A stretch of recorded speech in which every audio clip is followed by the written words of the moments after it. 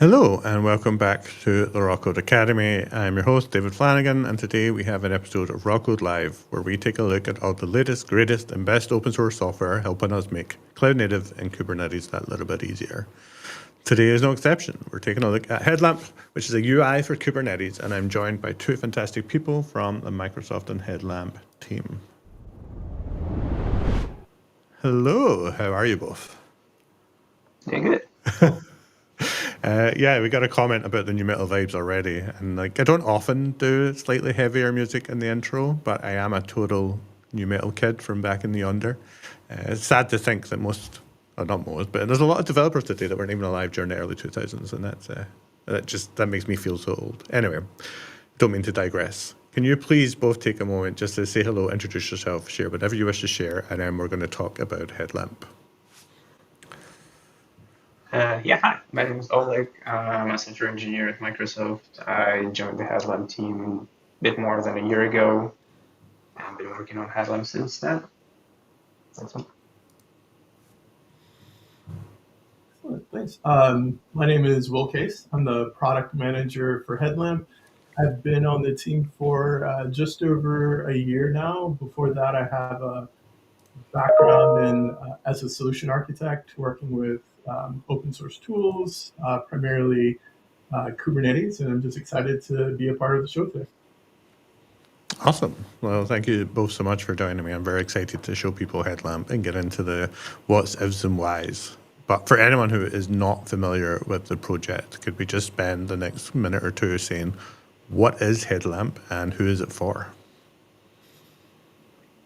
Sure. Oleg, do you want me to take that one first, and you can follow up? All right. So Headlamp is an open source Kubernetes UI that you can think of it as redefining really how developers are interacting with their clusters, especially those who are new to Kubernetes, because for all of us, we have a fair bit of experience with Kubernetes, but those first, let's say, 2, 3, 4, 5, 6 months were pretty intense, just learning and getting up to speed.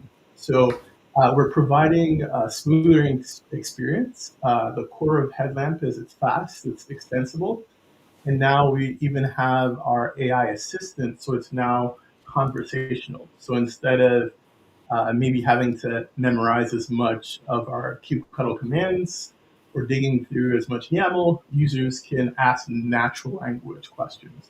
Things like, why is my pod crashing? Show me deployments, my namespace, create a new project with this really an app-centric view that Headlamp has just put into our alpha. And that's the core of what we're doing. So this new assistant with that extensibility, we're enabling that assistant to be able to interpret intent, scope, and analysis, and even helps you. The feature is connecting it to some of your favorite agents so that you can do a real deep dive into some of our troubleshooting, right? So it's built for self-service, low friction onboarding, and intelligent guidance, making it perfect for like your dev leads, your software engineers, and those who really need to scale up quickly and get going with Kubernetes. Awesome. All right. Let me try and give my perspective on the history of Kubernetes UIs, and then we'll see how Headlamp kind of fits into the story. Because I feel like, I've been in Kubernetes now for 10 years, and, people can pry kube control out of my cold, dead hands, right? But there are a lot of different ways to work with a cluster where a visualization of something just makes a lot more sense. It's going to make things faster. So I know you said that there's a lot of value here for the people that are still in that early journey, mid journey as well. But I think really a strong visualization helps everybody who's working with a cluster. There was the official Kubernetes dashboard. I don't even know if it still exists anymore, but this did ship with the Kubernetes project, and it allowed you to browse some of the core resource types. I think the challenge that they always had with Kubernetes is that Kubernetes is super extensible to the point where I can apply any custom resource definition to my cluster. And the way that we visualize these is just always different, right? It's not deterministic. There's a dynamic aspect to it. Not only that, as Kubernetes has been really bad from Mr. Day One as well, relationships are inherently difficult to calculate within a Kubernetes resource graph because sometimes it's some sort of reference, like a secret ref. Sometimes it's just an arbitrary field because nobody really controls the CRDs except for the people that write them. And it's not really, well, there are some preferred ways than the core APIs to do some of this stuff. You're not bound to that as well. So I think as the UI landscape has evolved, and I think one that most people may be familiar with is a terminal-based one called K9s. I see a lot of people adopting this, especially when I go to conferences and events. Everyone's always talking about K9s, and it never clicked for me, and I feel like maybe I'm the problem here. But I feel that from a visual GUI aspect, there haven't been that many things after the Kubernetes dashboard and before Headlamp, except for maybe a lens was there for a while, but then there was a whole license change with Mirantis. I don't really want to get into the rumors of that and stuff, but I think it burned a lot of people the wrong way. And I see the need. I know why we're here. I know what I want people to see, and I know what I want to see from this. So that's my flavor, history, and context of where the UI has been. And I'm sure I've missed out lots of it. So maybe you could answer two questions for me. And I know I'm kind of waffling at you now, right? But why is Headlamp the right choice now? And how has that journey been over the number of years that Headlamp has existed? Because it's not a new project, right? This has been around for a number of years now. So maybe we could just get a bit into how it started, where we are, and what it's been learning, what the learnings have been along the way. Sure, thank you. Great question. Oleg, do you want to take that one? If not, I'll take it. Yeah, sure. So, and I might be a little biased, but I think Headlamp is currently the best UI for Kubernetes. I think the main differentiating factor between Headlamp and the rest of the available UIs right now is how extensible it is. So you can create a plugin for anything that can be added to Kubernetes. So like you mentioned that you can extend Kubernetes with custom resources, you can extend Headlamp with plugins. We try to make this as easy as possible for developers to create plugins to Headlamp to enable all kinds of features, customization for your dashboard, your Kubernetes UI. So I think if you're looking at different kinds of options for Kubernetes dashboard, Headlamp's answer is like, we have plugins, and we're really good at extending. Absolutely, I would echo Oleg's comments there, and I think what we're seeing is that Kubernetes was inherently complex, and now when you add in enterprise scale and all the needs of these really large customers, it's even becoming more and more complex. And one of the things that I like about Headlamp is that it's positioned well enough that it can grow within an organization. So whether you need to extend it via a plugin like Oleg mentioned, or you need to like implement some of, you need to leverage some of the UI pieces, that's something that's going to continue to grow with the project and grow with our users and their customers. And in addition to that, I think you mentioned a great point there about the relationship between resources, right? Especially, and I think you brought it up from the perspective of it's not even just new users. It's about sometimes it's experienced users. Okay, this is my workload, but where exactly are all the resources related to it? How do I make sense of everything? And we're beginning to take stabs at that, right? So, and Oleg's been hands-on with this from the beginning, is our projects feature that we have in alpha now. The idea is that if I'm new, or even if I'm experienced, how do I pick this up and understand exactly what's going on? Like where are my config files? Where are my secrets? where are my resources that are related to this cluster? Where are the things that are important for me? And even if, let's say, you're a dev lead, let's say you're, some sort of engineering manager, maybe you're at your organization's at the scale where you have platform engineers, right? How do I then take this platform with the workloads that my team needs to work on, and how do I then share that with them? So those are some of the things, some of what we see as important steps in continuing to tell this story about Kubernetes and making it fundamentally more user friendly and easier for our users. Because again, going back to the complexity, and I think we have a mantra that we want to realize now, and it's always beyond work. Whether you're working with a healthcare organization that you have critical workloads in the cloud, or let's say you're banking or any of the other industries, you need to be able to onboard your users effectively and in a manner where they really grasp what's going on, right? And that's what we're continuing to aim All right. So I'm going to keep talking about the stuff we're already talking about. But I think this is really interesting, right? It's like, when you have beginner users, like there's so much value to all of these tools. And their experienced users are still using tools like Argo CD and Hubble, like if they're using Cilium. And it's because these are value adds on top of their existing knowledge. Again, allow them to visualize complex things with like a really easy to understand UI. But these very specific Argo CD UIs and Hubble UIs only really work because they understand all these relationships, right? That a generic tool is really going to struggle with.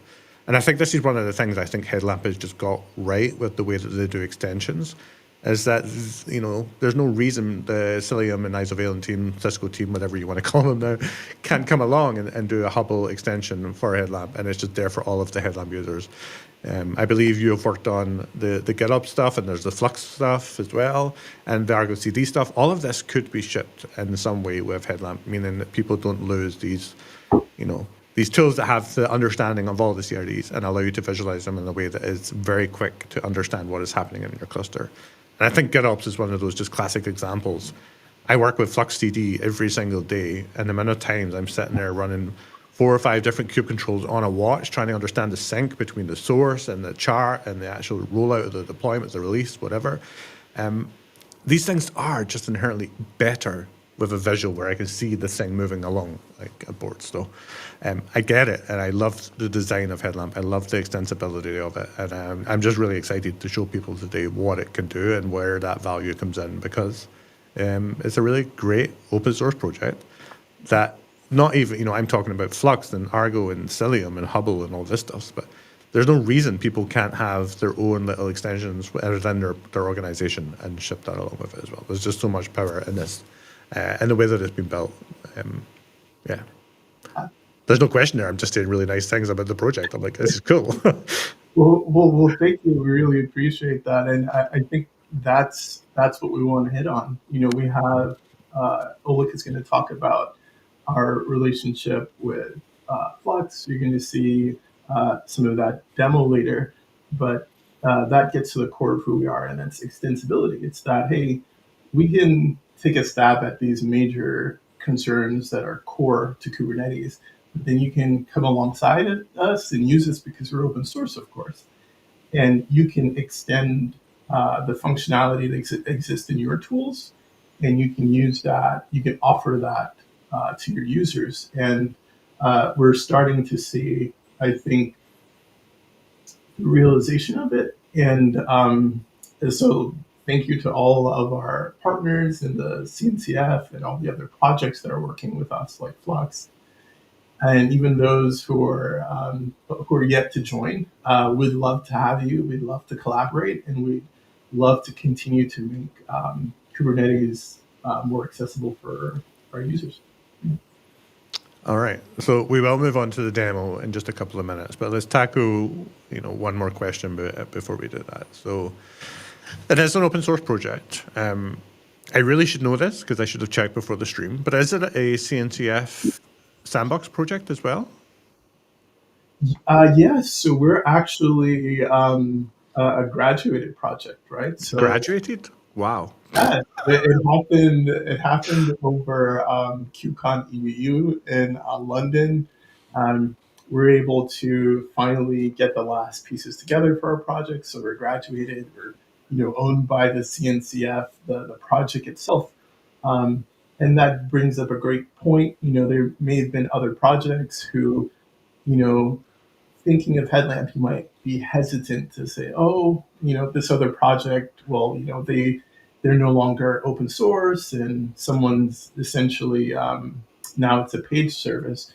You don't have to worry about that here. We're fully open source. We're a graduated product. We're a graduated project, and we're here to stay. And yeah, and I'll stop there. We're here to stay. Yeah, I have no idea why I had no idea. I think that's a weird statement. But I had no idea why I had no idea this was the graduated project. I don't even know why I thought it was a sandbox project. It just shows, I mean, I haven't paid attention to the EOC and the projects in a number of years now. Yeah, I really, I just yeah. need to, yeah. I need to start signing up some email alerts, or maybe I need ChatGPT Pulse to start sending me graduation alerts. I need to work out something. But let's lean into the AI side of it now, because there's not a software developer in the world right now that I don't think has got AI on their mind, because it's either taking our jobs or making our jobs easier, and people can't seem to decide. So how have you found AI with an integration to Headlamp and Kubernetes? Like, what are the wins that we're expecting to see here as AI evolves, gets better, and understands our clusters and our code more? Oleg, do you want to take the first stab at that? I'll follow up. Yeah, so the value proposition of AI inside a Kubernetes UI is huge because there is so much information that you can absorb by yourself. But with the help of AI, you can take advantage of the LLM feature to be able to go through a lot of information and summarize it for you or explain it for you. So that's a huge part of it, being able to quickly understand important parts of your cluster that need your attention. From there, there's another big aspect. You can have recommended actions or like better insight and understanding of underlying mechanisms that happen in your cluster. So that's also a huge point for AI usage inside Kubernetes AI. And we just recently shipped the AI plugin. So it's not part of the core, but it's installable plugin, which is completely configurable. You can use local models. You can use any AI providers that you want. And it integrates nicely in the UI right now. So it's available now. You can check it out and let us know how that works for you. Awesome. All right. I do have more questions, but I do feel that we should start talking and showing people what Headlamp is capable of, and then we can always add more questions as we go along. So, Alexander, if you could reshare your screen, we'll move over to that, and I'll let you kick off the demo. Awesome. Thank you so much. All right. We see the Headlamp website. Take it away. Yeah, so the entry point to Headlamp is our website, the headlamp.dev. One thing that I think we haven't mentioned yet is how wide range of like how can you deploy Headlamp. So let's say you're a beginner, you can just download an app. We have a desktop app for you. Say you are a cluster administrator, you can deploy Headlamp as is, but to your cluster. So it'll be like a web page you can access, and you have a Kubernetes UI. So we have a huge range of possible use cases, ranging from desktop app in cluster deployments or completely customizable deployments that you modify with plugins. So like the simplest use case is you download an app. We have links to download it on Windows, Linux, and Mac. We also have a quick little guide to how to deploy Headlamp in cluster.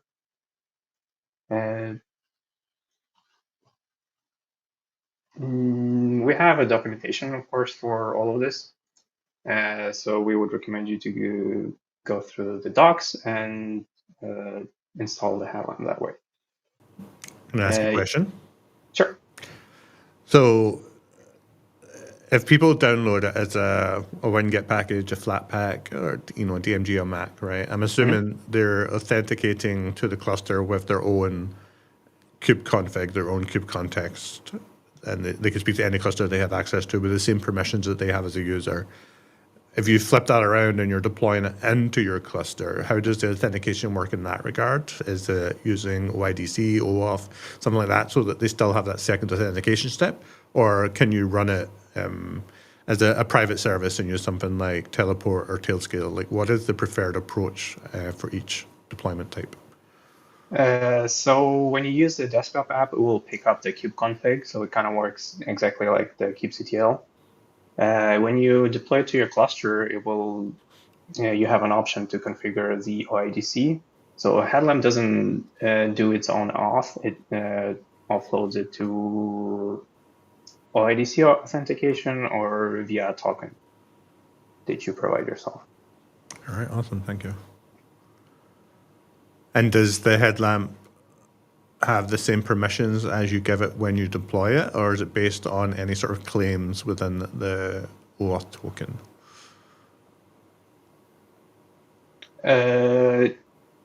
When you log in through, for example, OIDC, you get the permissions that are bound to that like OIDC user. So it uses just the normal like role bindings, native Kubernetes. Gotcha. All right, thank you. Oh, we have an important comment that Headlamp is actually a Kubernetes project. So since recently we're a part of the Kubernetes SIG UI. That's sweet. All right, so let's assume someone's downloaded this and they're spinning it up for the first time. What does that look like? Yeah, so when you open Headlamp for the first time, you will see a list of your clusters. It will be automatically picked up from your kubeconfig file. And yeah, once you select a cluster, you go to the cluster overview page, which gives you a quick little summary of what's happening in your cluster, along with some events that would highlight immediate like things that you need to pay attention to. And in Headlamp, the UI is quite simple. On the left side, we have a sidebar with all different resources. We have a search bar up top, and yeah, that's pretty much it. Like the base UI is quite simple, should be easy to navigate. If we go to workloads, for example, we have your typical workloads and a list of resources. You can go and see each resource in a table.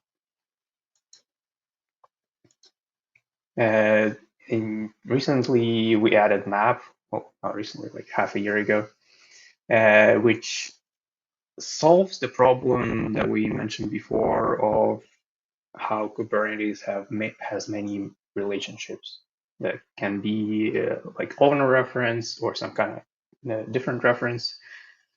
So we tackled this problem by visualizing resources as a graph. And we try to tackle all the possible connections and display it in a very user-friendly way. Even if you're a beginner or if you're an advanced user, I think you'll find it helpful to be able to see the connections of the Kubernetes resources. So by default, we show all resources grouped by namespace. So you see like this border, which signifies namespace. And within each namespace, there are groups of resources. A group is a collection of resources that are connected together. So for example, if we look at the core DNS group, we can clearly see the workloads, the services, and the network resources in a very user-friendly way. You can also customize it by selecting what kind of resources you want to see. So by default, we don't show everything because it will be kind of overwhelming, but it is configurable. So if I want to see configurations, I see that there is a config map connected to this plugin.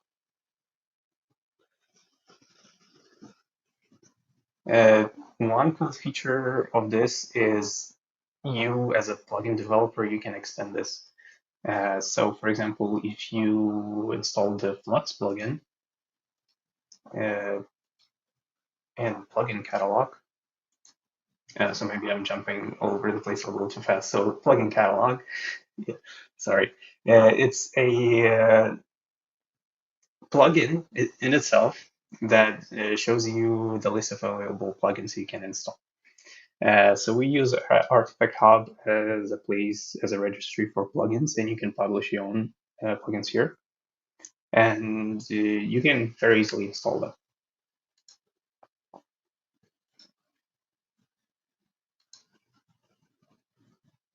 And just like that, you have support for Flux in the Kubernetes dashboard.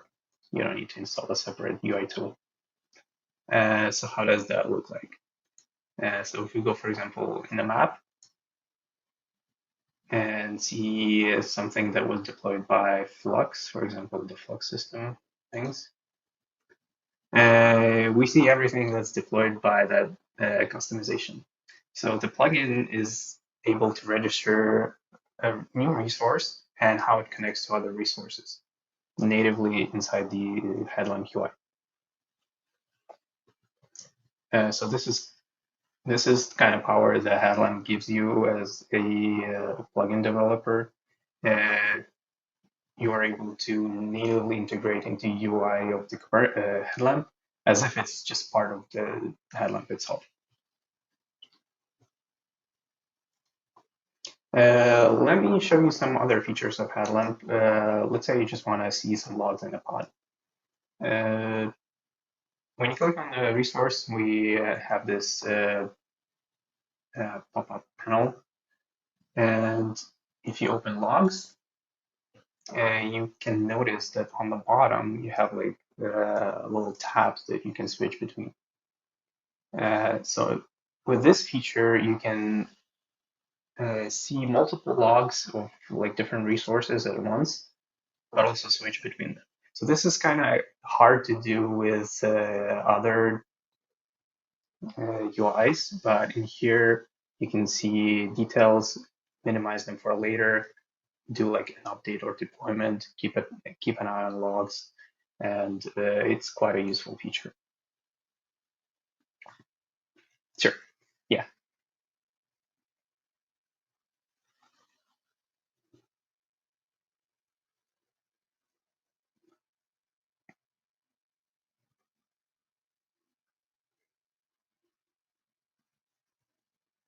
Mm-hmm.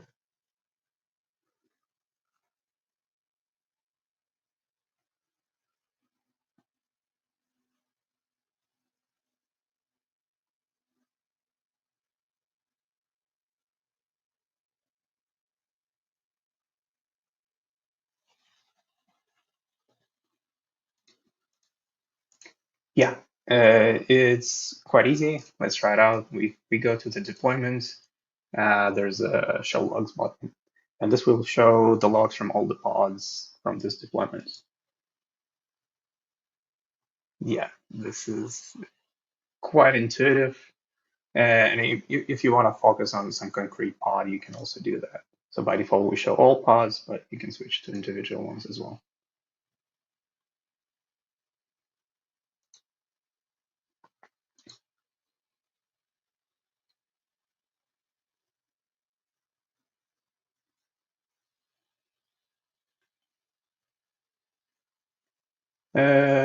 What else should I show you? So in each resource, we have actions. So we can like do the most common things you would do with a resource, like restore it, scale it, edit. When you edit it, we have a pretty nice editor for you. You can make your changes, apply, and see them refresh live. So one other thing about Helm that's really nice is that all the views are live updated. So how you use, like in the kubectl, you can use the watch command. This is by default everywhere in Headlamp. So you see all the changes are all the changes happen live when they happen. So you don't have to worry about like refreshing or wondering if it's live or not. We display changes as they happen.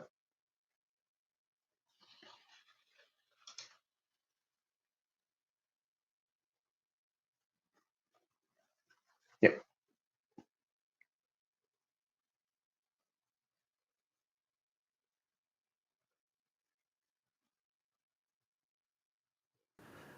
Sorry, that was it's because my face wasn't visible on the screen share, so that was just me being silly. Sorry, everyone.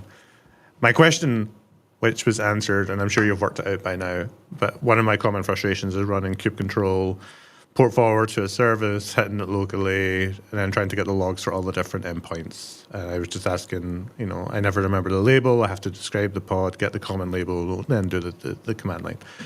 So we were just walking through that. And I just try and remember to show my face on the screen before I start talking because that was silly. All right.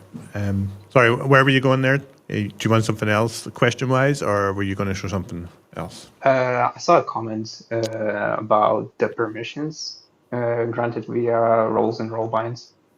Yeah, that one. So headlamp by default will only show you the things that you can do. So for example, if your role doesn't have access to, for example, editing the resource, you will not see the edit button. You will just see the view YAML button. And this kind of philosophy goes through the whole UI. You only see things that you're permitted to do.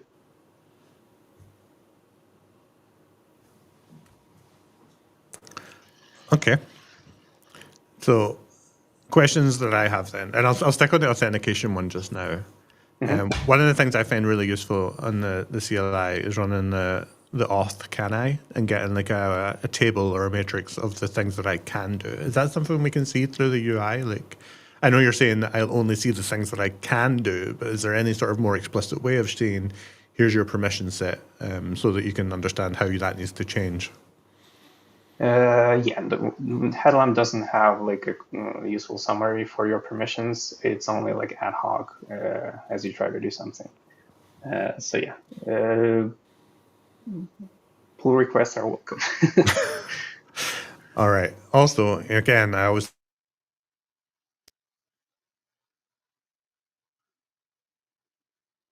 Oh, sorry, I think I can't hear you. Yeah, my Chrome just told me that my microphone disconnected, and I'm like, no, it didn't. Can you still hear me?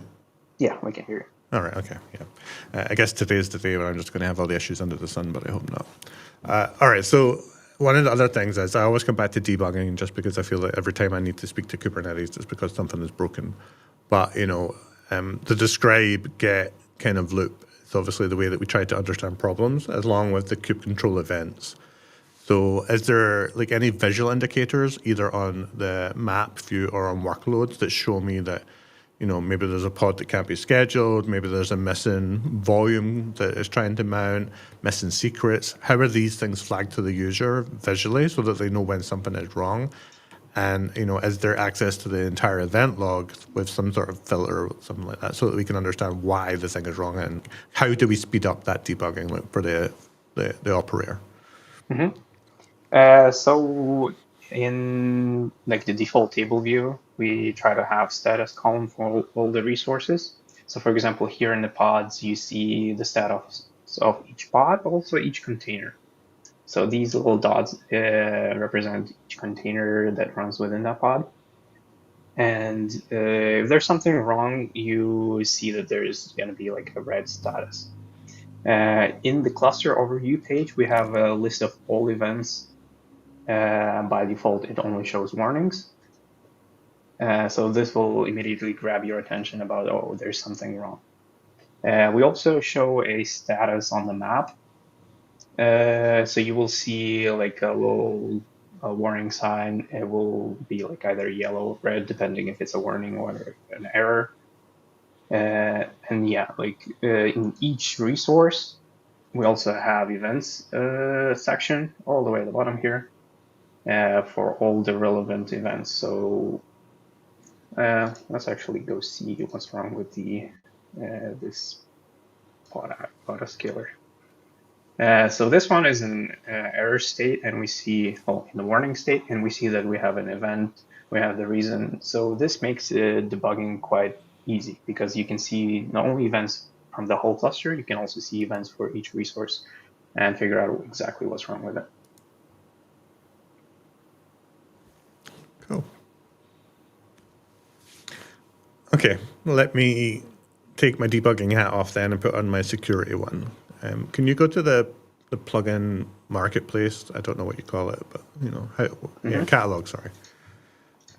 What's involved in getting a plugin listed here, and how can you give people some sort of degree of safety, certainty, whatever, that they're not going to deploy something malicious to their desktop or with access to their cluster?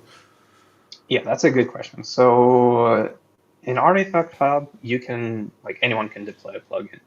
And to kind of prevent people from installing some random thing, we only show official plugins by default. So when you open the plugin catalog, by default, you can only see the ones that are marked as official. And also, each time you install a plugin, it gives you a warning about what exactly you're installing. So it gives you the link for the exact URL that's going to be downloaded and installed, and you can inspect it and verify that you're trusting this. Okay, and how do these, I don't know how technical we want to get, right? But how are these plugins implemented? Like, if I do install one, obviously it has the ability to access cluster information in some way, right? But does it also have to, does it have unlimited network access just because my machine is on the internet? Like, is there any sort of sandboxing with these plugins, or is it just the same permissions as the desktop application? Yeah, that's a good question. So right now, plugins don't have any sandboxing, so they act on the same permission level as the headlamp itself. So on one side, yeah, it's a little bit scary from the permissions point of view, but also it allows you to customize headlamp on the same level as the headlamp itself is implemented. Okay, so is it safe to assume that headlamp, is it an Electron application? Yeah, it's an Electron application. Okay, so these plugins are, I'm assuming, a collection of React components that are running JavaScript, Node.js style code to extend the interface. Yeah, pretty much. It's JavaScript bundled. Okay. Nice. Load. All right, so if we go back to the catalog and you toggle the only official, this is going to show us, where does that list come from? So it's also from Artifact Hub, but it will show all of them, not just the official. So we show you the warning that, hey, you're about to see complete full list that might be non-official, and that you should pay attention to this and not install something that you don't trust. But if we do want to see this, we have a full list, which also includes the official ones.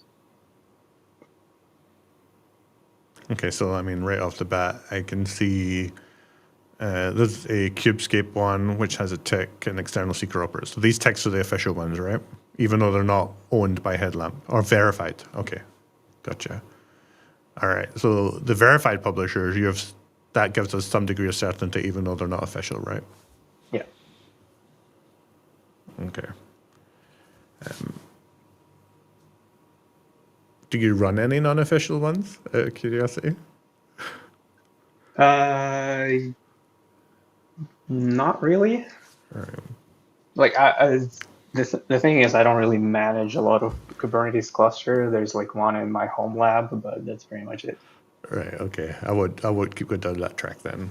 I mean, I guess the message here to people would just be, use common sense. Don't go deploying a Flux plugin with a random username next to it. Like, do your due diligence. Check out the Artifact Hub. Check out the repositories, and try and give yourself a degree of certainty before you deploy anything. Like downloading any software from the internet. I don't think this is a unique problem to Headlamp whatsoever. I was just curious about how this catalog is put together, because of course there is a risk with internet software. So awesome. Thank you so much for sharing that. All right, shall we take a look at the AI assistant? Oh, unfortunately, I don't have a setup for this AI assistant, so I will not be able to demo that today. Okay, so what are the use cases for the AI assistant? The use case for AI assistants is pretty much anything you do with your cluster. So monitoring, debugging, deploying applications. We give ability to the AI assistant to execute actions on your cluster.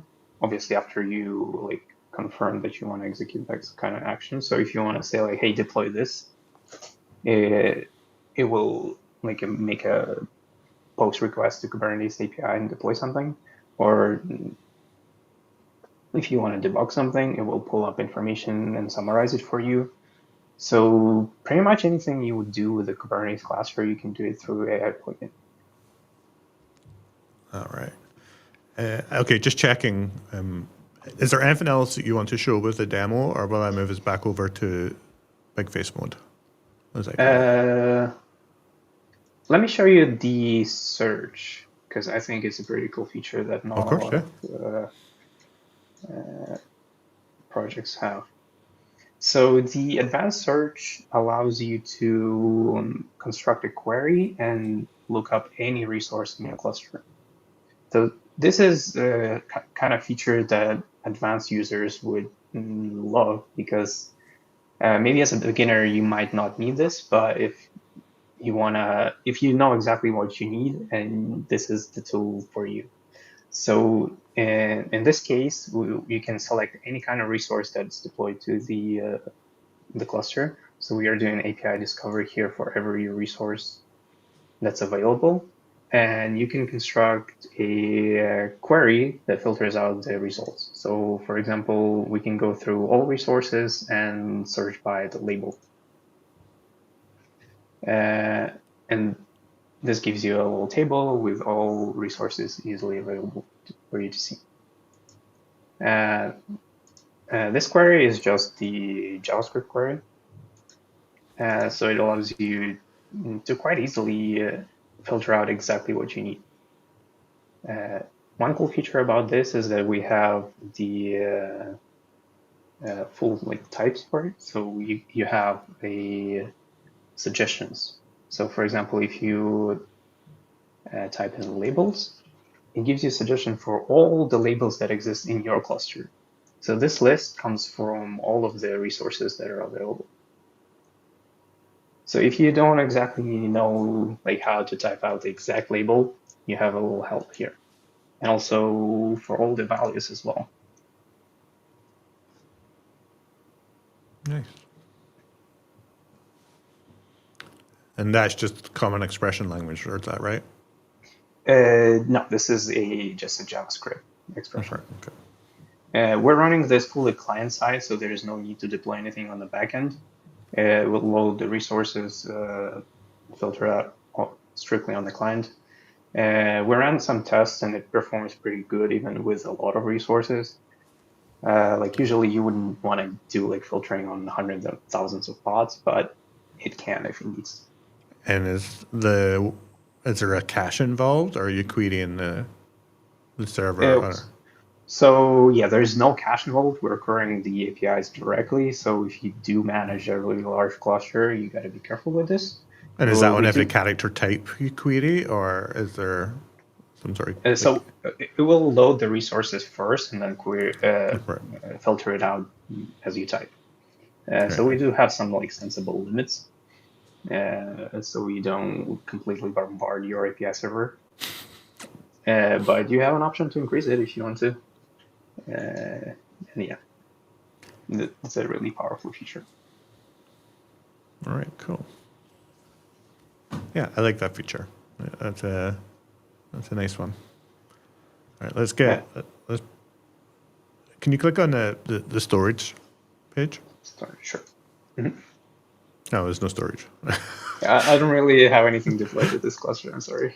No, that's all right. I was just curious. Storage is just one of those things. In fact, let's go back to big face mode because I've got some more questions. We can always pop back over here. Let's bring Will back in. Missed you, Will.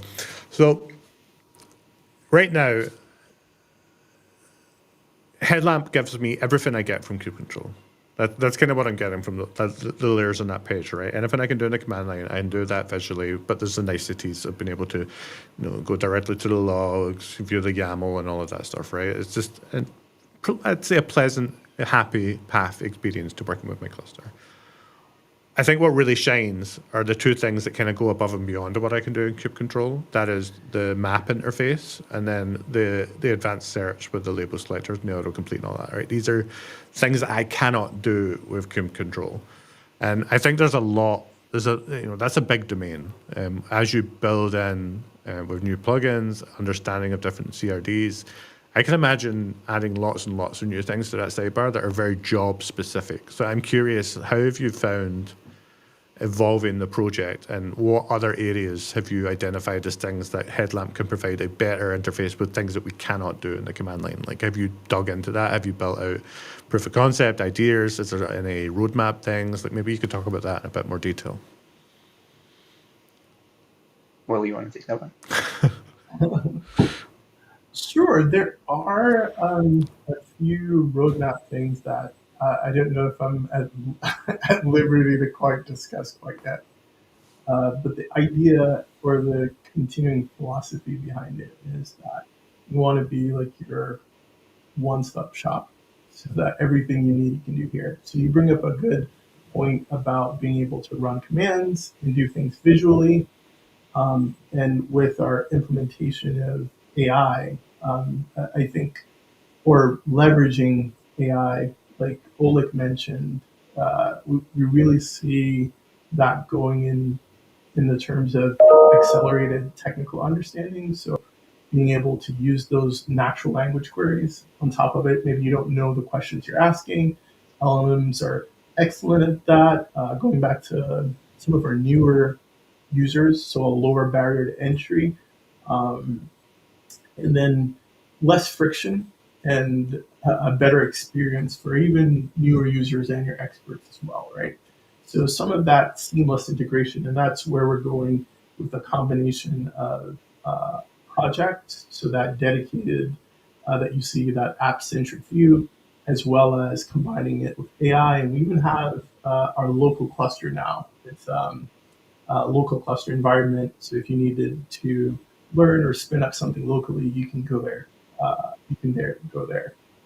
So there's not a ton I can divulge there, but the guiding principle is that from a single pane of glass, you can you can understand everything you need for your Kubernetes environment, and that's all I can say for the moment. All right, let's change tact a little bit then.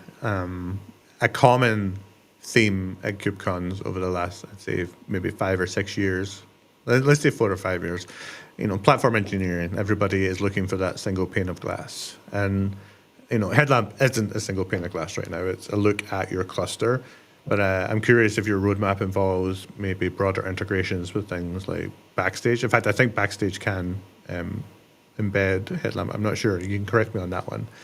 But also something else I would love to do, again, if I have Headlamp in front of me and it has access to my cluster, is that runbooks are like the thing that jump right into my head. Is like, is there a way that I can run a workflow against my cluster to do things? Like, and how would that be visualized? I think that'd be a really nice thing to visualize, because I could see the execution of commands and what comes back, and maybe even write little JavaScript bits of code that hook into that. This is actually something that used to be possible like 8 years ago with a project called Brigade, which also came out of Microsoft, but was discontinued. I don't know if it didn't get adoption or just, I don't know. I think that would be a really slick addition. And another thing that I think would be really interesting is, I have my cluster, there may be Carpenter in there may be Prometheus, like the ability to run PromQL queries or LogQL queries, like the Loki, to enrich and to see what's happening in my cluster, but also the performance of what's happening in my cluster. Are these things that you have talked about, entertained, considered? Like, maybe you could fill in a bit of the blanks there too. Yeah, those are things that we've talked about and entertained, and I think Oleg has one of the things you mentioned queued up on his screen right now. If you want to, Oleg.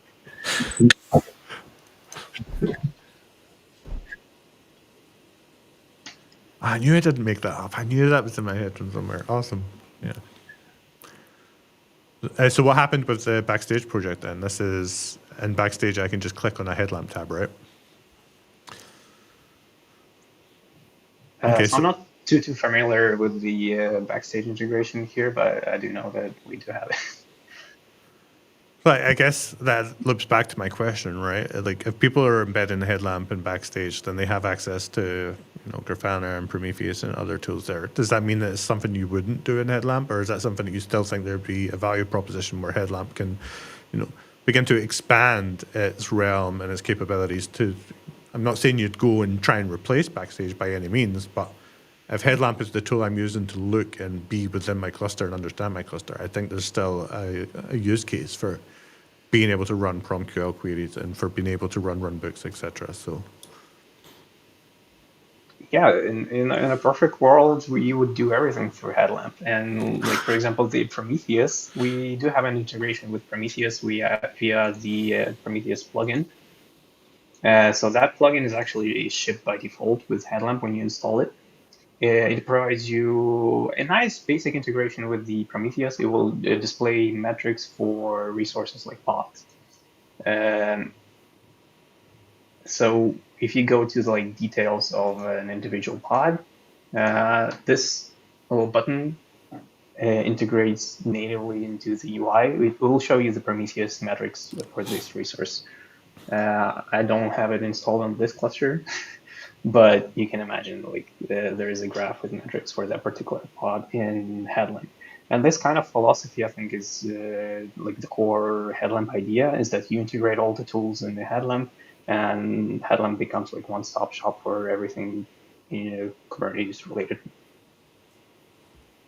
all right, nice. All right, let's go back to Will's topic then. So let's assume people are watching this, they see Headlamp, right? I mean, I'm assuming anyone watching this understands the value proposition, and hopefully they're downloading Headlamp right now. But it is also an open source project. It's a CNCF graduated project. It's a Kubernetes sub-project. How do people get involved? How do they write new extensions and plugins? Like, do they just go to the repo and start working on docs? Like, what is the best path there? What advice have you got for people that see the value here and want to help expand the capabilities? Yeah, thanks. That's a great question. I think step one, definitely get started with Headlamp. Go ahead, download. We also have we're on the Kubernetes Slack channel, and you can also, and Oleg, correct me if I'm wrong, you can get started through GitHub if you wanted to contribute, or even create an issue. You can do that as well. Yeah, there is multiple ways how you can help us out. So first and foremost, try it out. Let us know what you think. Post something on the Kubernetes Slack channel. Open an issue with just your feedback. What things you do like, what things you don't like. What's something that you want to do but it's not available yet in Headlamp. Like, share your opinion with us, because that's something that we really want to hear from you. Like feedback of like ideas. What's something you wish to see in Headlamp. So that's like the easiest way to contribute, is to share your opinion with us. The next point is contribute to code directly. We have a contributors guide. It's should be quite straightforward. You spin up a local instance of Headlamp, you make some changes, open up a pull request. We're always happy to see contributions from external contributors, and we do have a lot of external contributors that provide a lot of valuable features to Headlamp. So yeah, we're always open about that. Absolutely. And to Oleg's point, user feedback is something that we'll be updating shortly. But even if let's say you're not a contributor, understanding why this is important, how you use Headlamp, that's really important for us in terms of prioritization and making sure that we're really understanding our users. So at the very least, we love the feedback. It's very integral part of being a community project. All right, awesome. So yeah, check out the repository. There's a Slack channel. Give them your feedback, And hopefully, if we do this session again in 12 months' time, we'll see all of the new amazing plugins and integrations and capabilities for the Headlamp project. Any last words, anything you want to share with the audience before we wrap this up?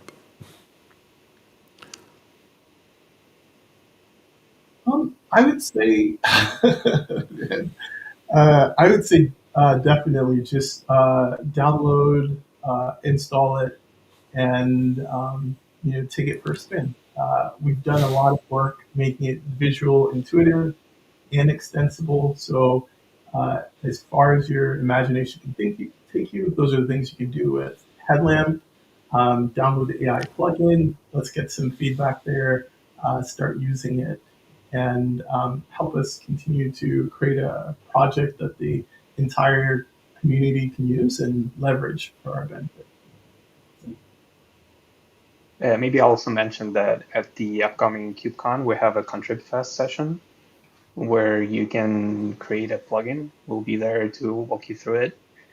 And yeah. Yeah, and I'm assuming if you're at Atlanta, you'll also be on the Project Pavilion. So if you do have any questions that are not tackled by this session, please make sure you go along and speak to them face to face. And yeah, I'm sure they can help you out. Absolutely. All right. Thank you both so much for spending time with me and walking us through the Headlamp project. Like I said, I see the value. I hope everyone else does to download it, join the Slack channel, and get involved. It's just always the best way in Cloud Native.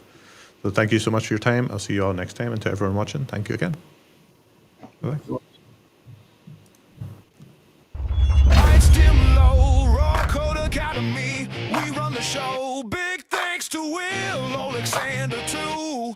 Headlamp knowledge shining through. Clusters clear, all back tight. UI smooth, metrics right. From plugins to pods, you've seen the flow. Headlamp power, now you know. We learn, we build, we break, we try. Rawkode Academy, reach for the sky. Cube made it real, not just a dream. Thanks to you, the heart of the stream. Stay tuned, stay sharp, keep that code clean. Subscribe, dive deeper, join the team. Rawkode Academy, where clusters come alive.